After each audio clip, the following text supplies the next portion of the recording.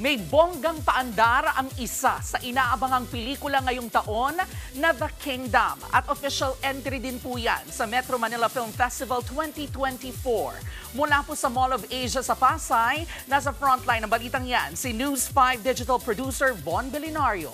Von, gaano ba kabongga yung paandar na yan? Jervy, mga kapatid, The Kingdom conquers the iconic Mall of Asia Globe. Opisyal na ngang ibinagayway ang bandila ng Metro Manila Film Festival entry na The Kingdom dito sa MOA. Pasado alas 6 ng gabi, nagningning ang bandilang yan ng isa sa mga pinakamalaking pelikula ngayong taon sa bansa na The Kingdom. Agaw eksena ang paandar na yan sa mga kapatid nating motorista at commuter. And speaking of paandar, ipinasilip din sa News 5 ang nagtrending na set ng pelikula kung saan kinuna ng isa sa mga major highlight ng film.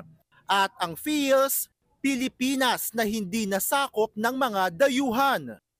Ang mga bida ng pelikula na sina Bossing Vic Soto at Yolo Pascual, mas tumaas ang excitement na mapanood na ito ng publiko. It's a beautiful project, so parang, it's a privilege to be part of this kind of project na, I mean, not just ambitious, but, something that we can be proud of. Very excited.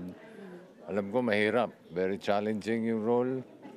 Sa mga costume lang, medyo challenging na with the tattoos. We just want to present something different, something, kumbaga, will go down sa history ng Philippine cinema.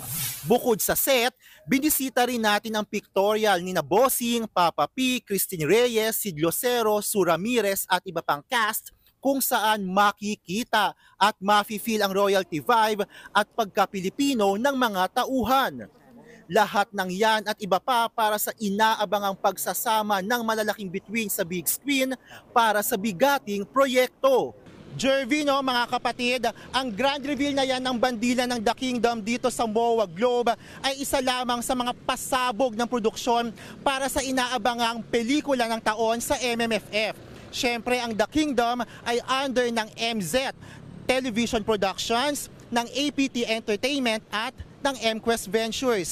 Isa yan sa 10 entry para sa 50th Metro Manila Film Festival.